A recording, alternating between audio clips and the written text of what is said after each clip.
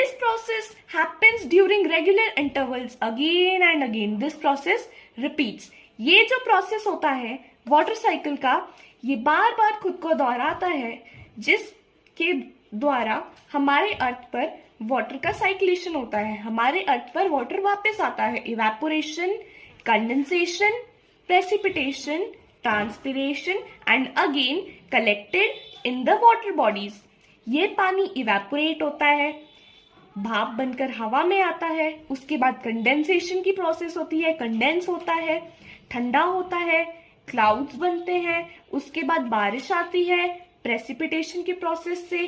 Then the process of transpiration happens. Transpiration की process होती है और उसके बाद वाटर बॉडीज में पानी वापस आ जाता है और कलेक्ट हो जाता है. Hello everyone, welcome to Swarna tutorial. Today we will learn about water cycle. आज हम वाटर साइकिल के बारे में पढ़ेंगे. वाटर साइकिल क्या होती है और मैं आपको वाटर साइकिल के बारे में इतने अच्छे से समझाऊंगी जैसे आपको कोई नहीं समझा पाएगा, चाहे इंग्लिश मीडियम के बच्चे हो या हिंदी मीडियम के बच्चे. कमजोर से कमजोर बच्चे भी इस वीडियो को देखकर वाटर साइकिल को अच्छे से समझ जाएंगे और आपके मन में कोई भी कंफ्यूजन नहीं रहेगा. तो चलिए स्टार्ट करते हैं वाटर साइकिल के बारे में. Here is the collection of water. The water is collected in water bodies and these water bodies, example, lakes, rivers, waters, etc. हमारे धरती पर जितना भी पानी है वो एक जगह कलेक्ट होता है जिसे हम कहते हैं वाटर बॉडीज. इनके उदाहरण हैं जैसे lakes, rivers, oceans, etc.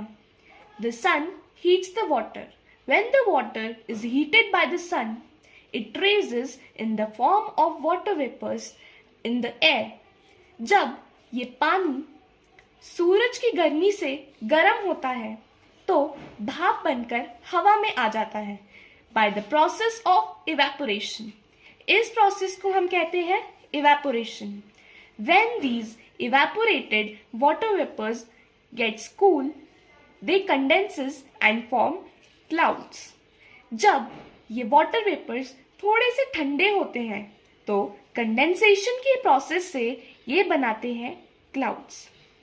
When these water vapors form cloud and when these clouds gets more and more cool, it rains by the process of precipitation. जब ये जो क्लाउड्स होता है ये और ज्यादा ठंडे हो जाते हैं तो बारिश की फॉर्म में अर्थ पर वापस आ जाते हैं by the process of precipitation. इस प्रोसेस को हम कहते हैं precipitation. when the process of precipitation happens, the water gets on the earth back to the earth. Then the process of transpiration happens. उसके बाद होती है ट्रांसपिरेशन की प्रोसेस. अब ये ट्रांसपिरेशन क्या होता है?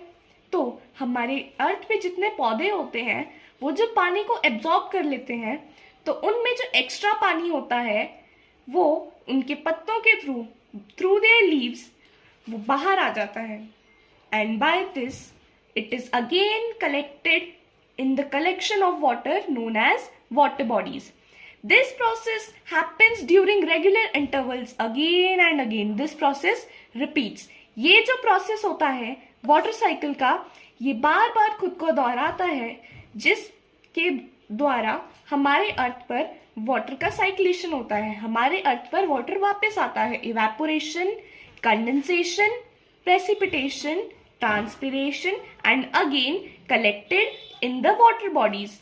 ये पानी इवेपोरेट होता है, भाप बनकर हवा में आता है, उसके बाद कंडेंसेशन की प्रोसेस होती है, कंडेंस होता है, ठंडा होता है, क्लाउड्स बनते हैं, उसके बाद बारिश आती है प्रेसिपिटेशन की प्रोसेस से.